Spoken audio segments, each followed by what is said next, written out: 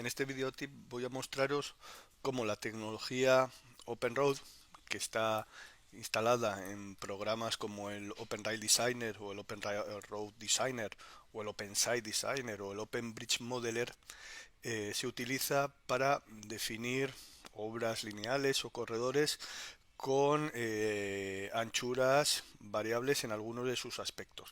En este caso se trataría de definir una calle en un entorno urbano en el cual vemos que presenta aquí un eje, sería el eje de la calle obtenida de un CAD. Vemos que tenemos un modelo digital de terreno de elevación del terreno actual y nos encontraríamos, bueno, quizá con un levantamiento donde está definido la anchura de ambas calzadas y los límites de la propiedad, pues sobre quizá un plano catastral. Entonces esto, como vemos, es un modelo 2D, un modelo en planta. Es una de las singularidades de esta tecnología. Trabajamos primero en planta y luego lo llevamos al 3D y nos encontramos que efectivamente en el 3D aparece nuestro terreno, nuestras líneas de nivel, los puntos de apoyo, etcétera, pero de momento no está apareciendo en ningún sitio este eje. Lo primero, crearemos un modelo de perfil, seleccionaremos el objeto, la ventana de la aplicación donde queremos ver ese modelo de perfil y ya tenemos el corte. Como digo, como es un entorno urbano en el que supone que esta calle ya está definida a este nivel, bueno, le decimos que este va a ser nuestro perfil activo.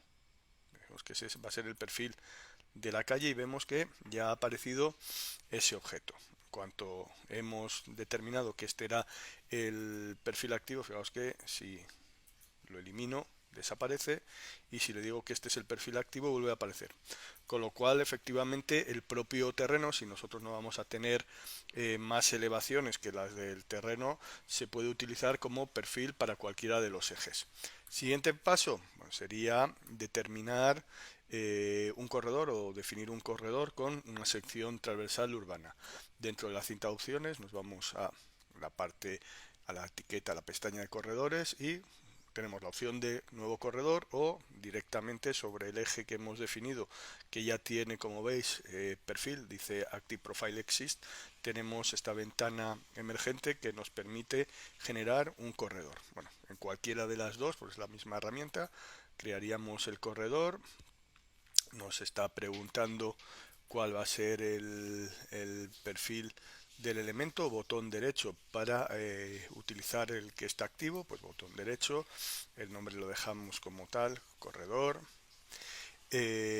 Buscamos la sección dentro de una librería de secciones, bueno, pues urbana, de pavimento de concreto, sin dividir, o sea, una sola eh, calzada y con dos carriles. Bueno, pues este nos sirve, lo vamos a proponer del principio al fin la misma con un intervalo de seccionamiento cada 5 metros y bueno, procesa y efectivamente tendríamos nuestro corredor que vemos que bueno, va haciendo subidas y bajadas porque está pegado perfectamente al terreno y cuando visualicemos la planta vemos que efectivamente esa sección es constante. Podríamos ver una sección dinámica del mismo,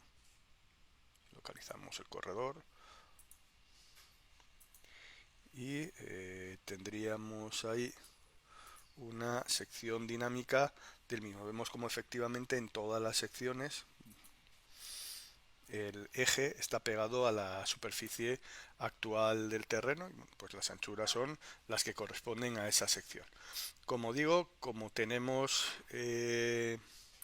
unos datos traídos de un levantamiento quizá topográfico donde nos van indicando cuáles son las anchuras de las calzadas y los límites, bueno, la herramienta correspondiente sería la siguiente. Vamos a los objetos de corredor, localizamos el corredor y es el que corresponde a control de puntos o puntos de control. Creamos un nuevo punto de control y vemos que le podemos dar un nombre, por ejemplo, calzada izquierda. Vamos a controlar la calzada izquierda, esta es la izquierda porque el eje va en esta dirección progresando.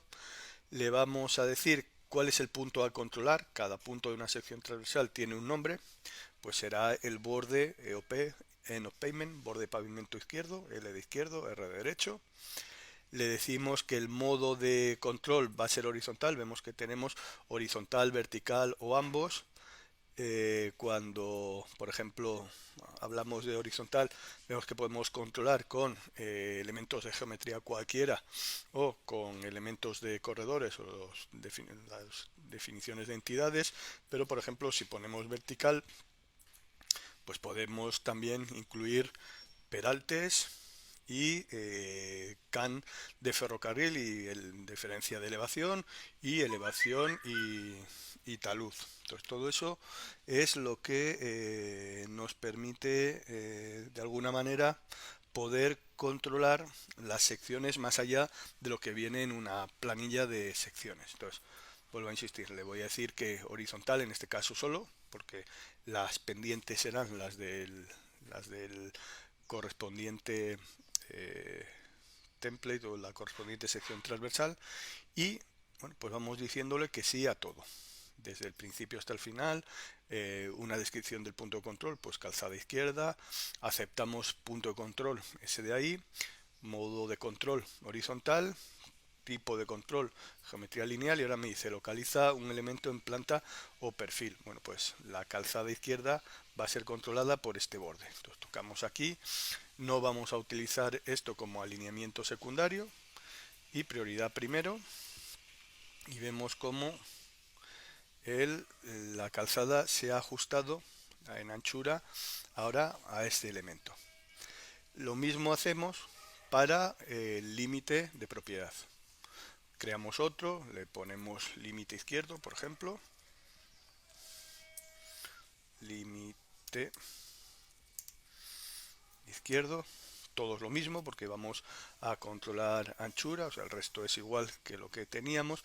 Pero aquí sí que le vamos a definir que utilice como alineamiento secundario para que los taludes vayan en perpendicular a ese nuevo elemento de borde. Entonces, eh, damos adelante todos esos valores, localiza el punto a controlar, en este caso va a ser el hinge o la rótula, es como viene, rótula de en condition, de condición final a la izquierda, este es el elemento, horizontal, todo igual, localiza el elemento en planta, sería este, sí como elemento secundario, y vemos cómo procesa y ya se ha adaptado la anchura a ese elemento. Bueno, pues lo mismo haríamos con el lado derecho.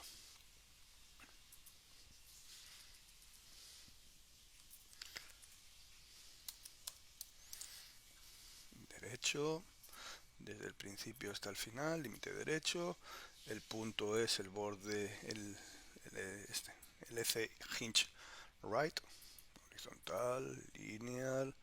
Localiza el elemento en planta, es este. ¿Sí? Y por último, la calzada derecha. Calzada derecha. El punto a controlar es este de aquí.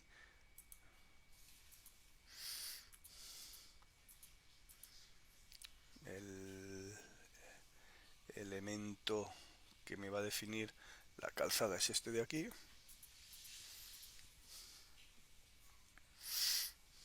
Y ahora ya, como podemos ver, efectivamente tendríamos ya un objeto tridimensional, una calle pegada al terreno en su eje y con las condiciones de contorno que hemos establecido en cuanto a anchuras de calzada y anchuras de acera. Vemos como él ha ido generando esos elementos intermedios. Podemos verificar sección dinámica, el corredor, por ejemplo aquí, y vamos a poner algunas cotas para verificar que efectivamente es una sección variable. Le decimos que nos ponga elementos de dimensión temporales. Entonces la acera irá desde aquí, bueno, iría desde aquí hasta aquí. Bien, la calzada iría desde ese punto hasta ese punto. Bien, la otra calzada iría desde ese punto a ese punto, que son los puntos controlados, y la acera iría desde aquí hasta ahí. Entonces, como podemos ver, efectivamente, en esa primera sección, pues tenemos a la izquierda una calzada de 3,21, a la derecha una de 3,65, acera de 2,71 a la izquierda y de 2,99. Si me voy al botón derecho y le digo que quiero buscar una, por ejemplo, eh, por aquí, vemos como tenemos 3,49, 3,62, 0,67. Vemos que aquí la acera es más estrecha porque el límite de propiedad está más cerca, y bueno, en todo caso podríamos ir verificando sección por sección. Vemos que él, además de los 5 metros que le habíamos planteado inicialmente como puntos de muestreo, él ha ido, obviamente porque necesita esa información, muestreando también en los elementos de sobreancho o de gestión de las anchuras, que era una poligonal, ¿no? Entonces, en cada punto de esas poligonales él ha definido otra sección de determinación de la sección transversal. Bueno, pues esto es todo.